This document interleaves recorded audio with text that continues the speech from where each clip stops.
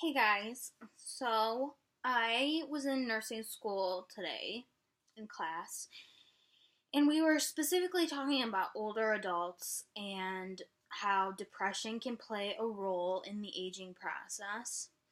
And it just made me realize that depression, and any mental illness for that matter, can play a huge role in the lives of young and middle adults as well. Now, my professor was saying that depression is a disorder, not situational depression, but real, like true depression that's based off an imbalance of neurotransmitters in your brain. And the same thing can be said about other mental illnesses as well. Like, these are life altering, but nobody wants to admit that they have them. It's something nobody wants to talk about. It's kind of something that is just kind of the elephant in the room. So, along with not wanting to admit that there is a mental disorder going on, comes that there is an unwillingness to seek help and be medicated or seek therapy. And I just think about all the people who are untreated and are living out there knowing that there's something not quite right with them and that they're not, feeling normal. And this is just kind of like a shout out to those people and just a reminder that I know mental illness is highly stigmatized. It's, like I said, something that people don't want to talk about. Some people don't want to admit that they have it or multiple. But when you're living with a mental illness, it's something that you can't change. As much as you want to will yourself to feel better or think positively or improve your living situation or improve your life, get a different job, start a family. No matter what you do, that depression, schizophrenia, bipolar, borderline, whatever will still be there. Why? It's because you have imbalance in your brain of chemicals, of serotonin and norepinephrine and other chemicals like that you can't just fix by willing yourself. So that's where medications come in, is that medications are actually chemicals that help balance the chemicals in your brain and kind of make up for the lack or, imbalance there. So I just want to say that if you're fighting and you're trying and you just feel like nothing is helping because you're trying to fight through this on your own, it's not bad or wrong to seek help. You might really need medication. Medication, I know I really didn't want to be on meds. I don't like that I take a bunch of meds. I don't like what it means they're for. I don't like having to remember to take them.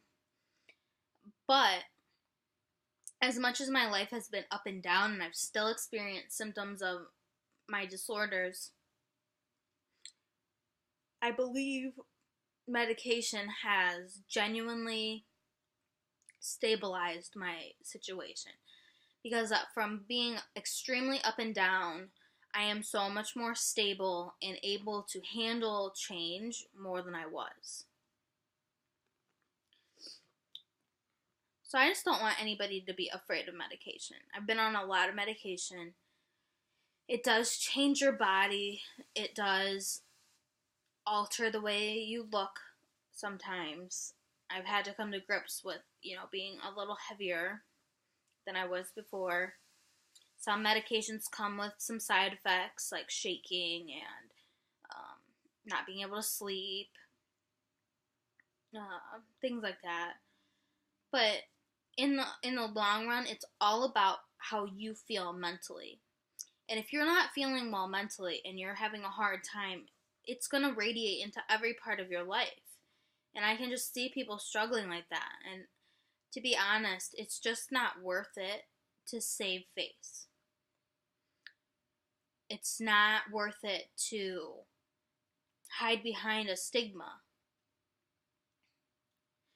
Because the thing is that you have to learn as you progress through treatment, is that you are not your illness. Your illness does not define you. And like I said in another video, it's really hard when you're in intensive treatment and you're getting treatment. You kind of become one with your illness. And it's hard to separate those things. But deep down, there are other things that define you as a person other than you having, schizophrenia or bipolar or whatever mental illness it is you have. There are other things about you. You may be a very energetic person. You may be playful. You may be very strong.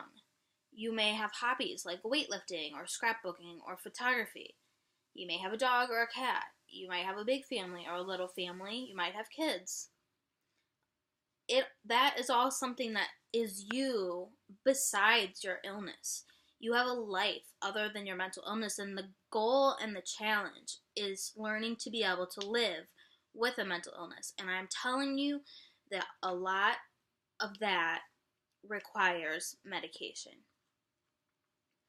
I know people are very against medication and people try holistic ways of treatment, but I personally, having experienced it myself, would recommend seeing a therapist, a psychiatrist, in trying out medication,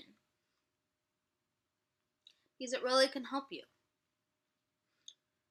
So that's my spiel about medication. I'm not a pharmacy rep. I do understand that there are problems with medication, and medication is not foolproof. What my facilitator for PHP says about medication is that it gives you a chance to live. It gives you a fighting chance. Without medication, we are off the wall. Our symptoms are uncontrollable and a mess. So taking medication and at least getting semi-regulated gives you a fighting chance to live a life, a somewhat normal life. So that's how I view medication now. And it took some time. I really had to, wrestle with myself over how I viewed medication. But that's my spiel I have for you today. I really hope if you are having a hard time and you're unmedicated, that you highly consider trying it out, because you don't deserve to live a life that is full of symptoms. You don't deserve a life like that. And if you've been fighting for a long time, it's just time that you take a break and give yourself a break.